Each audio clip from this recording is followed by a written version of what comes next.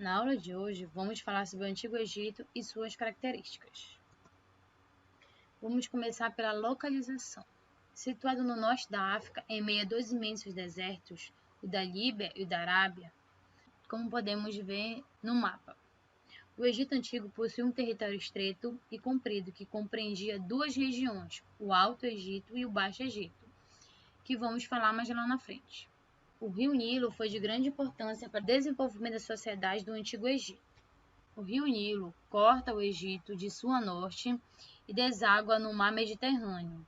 Anualmente, de junho a setembro, o rio Nilo transborda e rege as terras, tornando-as favoráveis à agricultura. Então, ou seja, nessa época do ano, é propício para uma plantação. A partir de outubro, inicia-se o período de semeadura, que se prolonga até fevereiro. Então, nesse período, é o período na qual a terra já está fértil e é nesse período que se faz a plantação. A colheita de frutos é feita de abril a junho. O rio Nilo, ele também serve para quê? Para as pessoas fazerem a pesca, pescar, ou seja, sobreviver também da pesca. Ele também é propício para a comercialização, né? Por quê? Porque através do rio Nilo se faz a troca de alimentos com outros povos ou com nomos, que a gente vai falar mais lá na frente. Contudo, nesse período na qual o rio Nilo enche, ele traz alguns probleminhas, né? Por quê?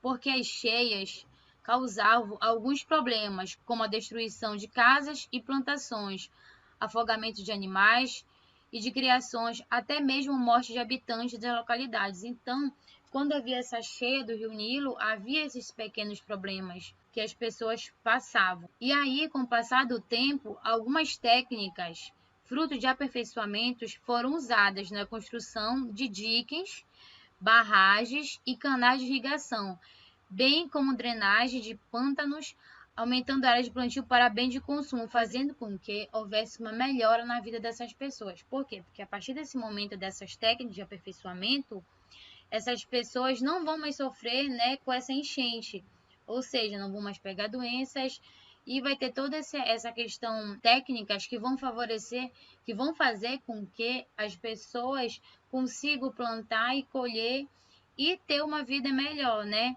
sem ter alguns prejuízos. No Egito existem vários períodos. Nosso primeiro período é o período pré-dinástico. Tia, mas o que é nomo? Nomo é um conjunto de aldeias governadas pelo nomarca, nome dado aos chefes mais poderosos. Esses chefes, que são os nomarcas, eles têm poder administrativo e político. Então, existiam vários nomos no Egito. Não existia ainda a questão do faraó. Eram várias aldeiazinhas que moravam lá. Tia, mas onde veio essas aldeias?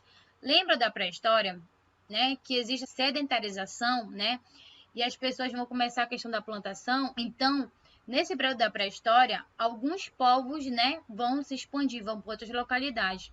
E uma dessas localidades é o Egito. Eles chegam no Egito, onde tem uma terra que é uma terra fértil e vão se estabilizar lá. E aí esses povos vão virar o quê? Os nomos, né? Esses nomos que vão ter um chefe administrativo. Esses povos vão viver o quê? De agricultura, né? Essa agricultura, com o tempo, eles vão plantar, né? E com o passar do tempo, vão ter muita plantação, vai acabar sobrando. Com essa sobra, vão gerar o que? Os excedentes. O que é excedente, tia? Não lembro o que é excedente. Excedente é o excesso, ou seja, vai ter muito alimento, eles não vão ter como guardar todos esses alimentos. Então, aí eles vão fazer o quê? Vão fazer a troca. E aí a gente diz que tem o quê? A troca entre os nomos, né? Um nomo vai trocar com outro nomo, um nomo vai trocar com outro nomo alimentos, tá? Em relação a isso, como eu falei para vocês, existiam vários nomos e esses nomos vão entrar em conflitos. Lembra que eu falei no primeiro momento que a gente tem o Baixo Egito e o Alto Egito? O Baixo Egito existia vários nomos e no Alto Egito também existia vários nomos. Esses nomos vão entrar em conflitos, né? Vão se ter vários nomos. E aí um nomo vai entrar em conflito com o outro. Vai chegar um momento que a gente vai ter um reino, né, que vai ser chamado de Alto Egito e o Baixo Egito. E aí vai se ter esses dois reinos. Com esses dois reinos eles vão entrar em conflitos. Por quê? Porque eles querem, né, ser mais poderosos. Então, o Alto e o Baixo Egito vão entrar em conflito por poder político e administrativo, até o momento que há a unificação em 3.200 anos antes de Cristo pelo rei Menes, né? O rei Menes vai o quê? Vai unificar, vai juntar o Alto Egito e o Baixo Egito, né? E aí vai se ter a formação agora, né, do faraó. Então, aí o primeiro faraó é o rei Menes. E a gente vai falar sobre o período dinástico, que é também chamado de Antigo Império. A gente tem os nomarcas na administração do seu nomo. Nesse momento, o que o faraó Menes vai fazer? Ele vai falar para os nomarcas continuarem administrando os seus nomos, só que agora, né, sobre o comando dele, né? Esses nomarcas vão continuar administrando os nomos, só que sobre o comando do faraó agora. Ou seja, são submissos ao faraó. E aí a gente tem o quê? O faraó agora tem o poder centralizado, ou seja, todo o Egito é dele, né? Todo o Egito está sob seu domínio. Então, nesse momento, o que o faraó vai fazer? Ele vai cobrar altos impostos desses nomos. Então, os nomos vão começar a pagar altos impostos. De tudo que eles produziam, eles vão ter que pagar impostos. E aí é nesse momento que a gente diz que tem um conflito com o povo. Quem é esse povo? São esses nomarcas, né? Esses nomarcas não vão gostar de estarem sendo submissos a terem que pagar altos impostos. E aí eles entram em conflito com o faraó para não pagarem altos impostos. Como eu falei para vocês, pela questão da agricultura, a gente tem o quê? Tem que se haver o aperfeiçoamento, né? Ou seja, uma melhora, porque se esses povos vivem da agricultura, então eles precisam, né, sempre estarem melhorando as técnicas. E aí a gente tem, nesse período, as técnicas agrícolas, ou seja, são técnicas que vêm para ajudar essa plantação, né? Fazendo com que essa plantação gere muitos excedentes. Com esses excedentes, vão ser feita a comercialização, ou seja, vão ser feita a venda desses produtos, desses alimentos, para outras localidades, tanto para os nomos quanto para outros povos. E aí a gente tem o que? O sistema monárquico, que é o quê? Com o controle nas mãos do faraó, a produção se estabilizou e o comércio com outros povos cresceu, o que fortaleceu ainda mais o Estado, em especial por meio de investimentos militares, né? Esses investimentos que o faraó começou a fazer o quê? Em exército, em poder, para que se houvesse uma possível invasão de algum povo, né? Se houvesse uma possível invasão, o faraó estaria preparado, né, para ganhar esse conflito. Então, né, existiu um investimento militar e econômico, consolidando o faraó como figura decisiva no Egito. E também um dos fatos em relação ao sistema monárquico é o quê? Que o faraó agora detinha de um poder muito grande pela questão comercial. Então, se ele tem um poder muito grande, ele vai começar a expandir, né? Então, nesse momento de riqueza e consolidação econômica, o faraó, ao longo do tempo, passaram a investir na cultura, na engenharia e na arte. E aí foram erguidas 3 pirâmides, né? Muito conhecidas no Egito: Quéops, Quefren e Mequerinos. Então, essas é nesse período que são consolidadas, ou seja, são erguidas essas pirâmides. Período, o Médio Império. Lembra que eu falei para vocês, existe esse conflito do faraó com os nomarcas, né? Por quê? Porque os nomarcas eles não aceitam esses altos impostos que o faraó está impondo a eles. Então, eles vão entrar em conflito muitas das vezes por não aceitarem esses altos impostos e não aceitarem o que o faraó estava impondo para eles. Só que o faraó detinha de um exército, né? Como eu falei para vocês. Então, o faraó enfrenta os nomarcas com esse exército e acaba ganhando, né, esse conflito com os nomarcas, fazendo com que haja uma estabilidade no Egito. Por quê? Porque os nomarcas, né, vão agora aceitar que não consegue deter o faraó. Então, vão acabar, né, se organizando nos seus nomos e aceitando tudo aquilo que o faraó estava impondo. O faraó Mentuhotep II da 11ª dinastia, estabeleceu Tebas como a capital. Já na dinastia 12ª, houve a centralização do poder faraônico e o enfraquecimento dos nomarcas, resultando em maior centralização do poder político e administrativo. Dessa forma, puderam-se destinar recursos para a recuperação das terras férteis destruídas no conflitos sociais decorrente da crise dos nomarcas. A partir do momento que acaba esse conflito, essas terras agora elas vão passar por um período de recuperação para se fazer a plantação, né, e a colheita e gerar excedentes. E aí, por conta disso, a gente diz o quê? Que o faraó vai investir em aperfeiçoamento das terras para aumentar o número de terras produtivas, visando a produção agrícola, né? Então, o faraó vai se preocupar em organizar essa terra, né, com sistema de irrigação para que houvesse, né, uma melhor plantação e colheita dos frutos. E aí, nesse momento, há o que também? O faraó, ele está enfraquecido. E aí, por conta desse conflito dos nomarcas com o faraó está enfraquecido. Faz com que, nesse momento, haja invasão dos povos ixos, né? Que eram povos extremamente habilidosos, povos que detinham de armamentos muito melhores do que do faraó. Esse povo tinha uma habilidade muito grande com máquinas de guerras, como ariete e catapultas, né? E principalmente carros de guerra e armamento, coisas que o faraó não detinha. E aí, esses povos viveram no Egito por 2000 anos. E aí, no meio de todo esse conflito deles, o faraó não teve como vencer a guerra e acabaram se refugiando em Tebas. E em Tebas acabaram aprendendo, né, aperfeiçoando essas técnicas desses povos militarmente e acabaram aprendendo todas as técnicas que precisavam para uma possível invasão. E aí, nesse momento, há o quê? Há um conflito entre o faraó e os ixos. E aí vai haver esse conflito entre esses dois povos, na qual o faraó já tinha estudado todas as técnicas possíveis para derrotar os ixos. E aí a gente dá início ao novo império, né? O novo império, ele é o quê? A expulsão dos ixos sob a liderança do faraó Amossis I. Então, esse faraó, ele vai fazer o quê? Ele vai ser responsável, né? Ele vai ser o líder responsável na qual vai fazer o quê? Vai expulsar esses povos, né, do Egito. Com isso, vai haver o fortalecimento militar. Por quê? Porque agora o faraó detém agora de algumas técnicas militares e agora o Egito tem um exército com um poder muito grande e um exército com um fortalecimento militar muito grande, né? Por conta dessas técnicas que aprenderam desses outros povos. E por conta dessas técnicas, agora vão se fazer o quê? Vão começar a se fazer a expansão das terras para outras localidades, ou seja, expandir o Egito para outras localidades.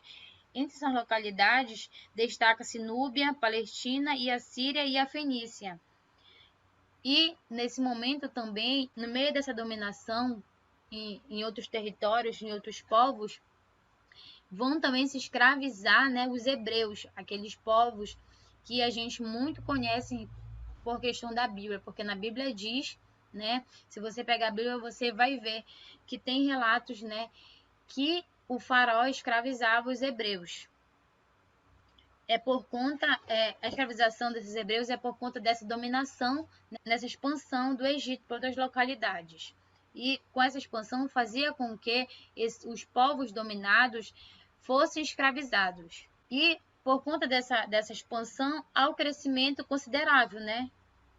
Pois possuíam um grande sistema de produção agrícola, vários ofícios, como tecelagem, artesanato e arquitetura, e um comércio dinâmico, ou seja, um comércio muito forte, né? Um comércio que comercializava muitos produtos para outras localidades. E aí a gente tem o que? A organização social. O Egito, ele tem toda uma organização social. No topo a gente tem o faraó. Mas quem é o faraó? O faraó era quem detinha do poder absoluto de comandar todos os povos, além de ter o poder político e administrativo, era considerado um deus no Egito, tá? Então o faraó tinha todo o poder nas mãos dele. até porque também ele era visto pela questão religiosa como ele era também visto como um deus, né? Então tinha toda assim uma questão do respeito. Abaixo dele a gente tem a nobreza. A nobreza, quem é essa nobreza? A nobreza, ela é constituída pelos filhos dos nomarcas, né? Que são descendentes dos nomos. Então, essa nobreza é constituída por esses filhos dos nomarcas, também pela família do faraó. A gente também tem os sacerdotes, que eram responsáveis pela religião e por várias funções administrativas, além de ficarem responsáveis pelos rituais, festas, e era trabalho deles receber as oferendas aos deuses, né? Então eram os sacerdotes que eram responsáveis, né, por receberem todas as oferendas, ou seja, tudo que o povo oferecia aos deuses era entregue ao sacerdote. A gente tem também os chefes militares, que eram encarregados da segurança da nobreza e principalmente do faraó. Abaixo dos chefes, a gente tem os soldados, que nunca atingiam o posto de comando, pois estes eram reservados à nobreza. Eles viviam de produtos recebidos como pagamento. Então, os soldados viviam, né? O pagamento que era feito a eles era com produtos. E principalmente em saques. Quando havia a invasão em outras localidades, os soldados podiam pegar diversos produtos, né, diversas riquezas e ficar para si. Abaixo dos soldados e dos chefes militares, a gente tem os escribas, que têm um papel muito importante nessa sociedade. Os escribas serviam para o registro de tudo o que acontecia no cotidiano egípcio, além de serem responsáveis pela cobrança dos impostos e da organização das leis e decretos. Abaixo dos escribas, a gente tem os comerciantes.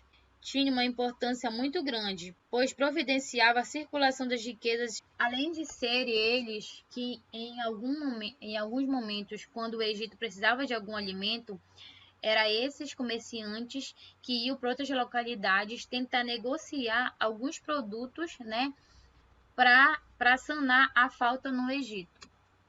Abaixo dos comerciantes, a gente tinha os artesãos, que exerciam as mais diversas profissões. Trabalhavam como pedreiros, carpinteiros, desenhistas, escultores, pintores, tecelões, entre outros.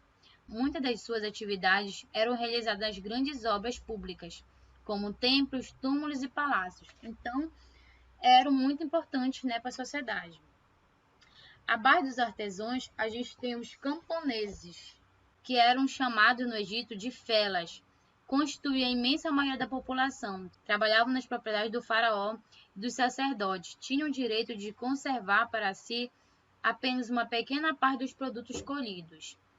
Eram também obrigados a trabalhar nas construções de obras públicas grandiosas, como abertura de estradas, limpeza de canais, transporte de pedras necessárias para as grandes obras, como túmulos, templos e palácios.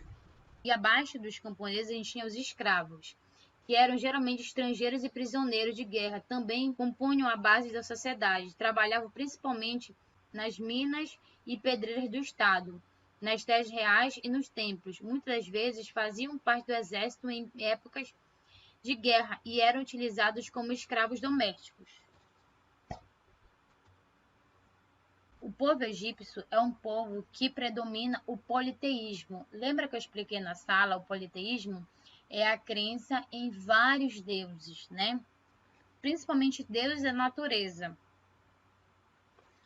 E aí a gente tem a antropomórfica, que são os deuses com formas humanas.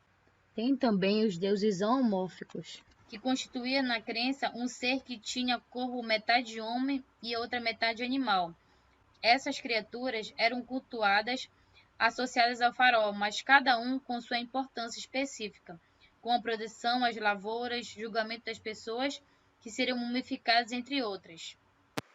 E aí tem a antroposomórfica, Que são aqueles deuses que têm formas humanas e formas de animais ao mesmo tempo, né? É muito importante enfatizar a questão desses vários deuses. Por quê? Porque esses vários deuses, eles vêm dos nomos. Lembra dos nomos, né? Do conjunto de aldeias? Então, cada nomo cultuava um deus, né, o seu próprio deus. Quando houve a unificação do Egito pelo rei Menes, foi escolhido alguns deuses mais importantes e que vão ser deuses que vão ser cultuados por todos. Mas antes, cada nomos, né, tinha seu próprio deus. Em relação aos deuses, a gente pode falar que os mais importantes são Horus, Ra, deus do sol, Ísis, deusa da fertilidade, né, que também é uma deusa que tem toda uma importância por questão do Nilo, né, por representar o rio Nilo. A gente tem Anubis, que é o deus dos mortos, Maat, deusa da justiça, e Bastet, deusa dos gatos e da fertilidade. Também é uma deusa muito importante, por quê? Por conta da fertilidade, que tem toda uma característica com o Nilo também, né? E aí a gente tem também, né, no Egito, a questão da crença na vida após a morte. Para os egípcios, a morte apenas separava o corpo da alma. Daí deduziam-se que a alma voltava para ocupar o corpo, que foi seu um dia. Devido a essa crença, desenvolveram técnicas de mumificação para a preservação do seu corpo após a morte. Os túmulos variavam de simples covas a imensas pirâmides, né? Então, as simples covas eram destinadas a quem? A pessoas simples, a escravos, né? A camponeses. E as pirâmides eram destinadas a quem? Ao faraó, à sua família, né? As pessoas que viviam ali ao redor do faraó. Em relação à mumificação, existia todo um ritual na mumificação, na qual, né, preservava-se o corpo e tirava-se alguns órgãos muito importantes, que eram guardados órgãos como o coração, como o pulmão, em algumas vasilhas específicas, ou seja, em lugares específicos para a preservação desses órgãos. No Egito, a gente tinha também a questão da escrita. A gente tinha 3 tipos de escrita. A escrita demótica, que era a escrita mais simples e de uso popular, né? Então, era uma escrita mais voltada, né, para as classes mais baixas. A gente tinha a hieroglífica, que era estritamente utilizada para a impressão de mensagens e túmulos de templos. Essa escrita é usada em rituais religiosos e em inscrições sagradas, né? Então, uma escrita mais destinada a sacerdotes. E a gente tinha a hierática, escrita dos sacerdotes. Essa escrita era feita nos papiros ou madeiras, né? Então, é uma escrita mais direcionada também ao sacerdote. O Egito, como vocês puderam ver, tem toda uma questão de arte, né? Pelos templos, pelas pirâmides, né? Pela questão das vestimentas, que a gente pode perceber também. Então, a arte egípcia estava relacionada à política e ao controle exercido pelo faraó. Por isso, muito do que se produzia culturalmente no Egito tinha relação com a religião e a economia. A arte também servia para reafirmar a força e o poder dos faraós. A arte egípcia teve seu início ainda no período do Antigo Império, com o objetivo de garantir a massificação da figura do faraó usando uma forma artística. Inicialmente, registrava-se imagens e textos nas paredes dos templos religiosos, bem como as estátuas e pirâmides. Foram criados estátuas e bustos de faraó em baixo relevo, representando sempre de frente. O artesão que fazia essas obras usava pedras como basalto e madeiras. Tá? Então, essa arte egípcia é muito importante. Ela é usada em templos e principalmente para reafirmar o poder do faraó. Então, por isso que no Egito existem vários monumentos, né? Existem várias figuras relacionadas aos faraós. Por quê? Porque é para reafirmar o poder daquele faraó, né? Naquele período específico. Eu irei mandar para vocês a página da atividade do livro para vocês fazerem, tá? Beijinhos!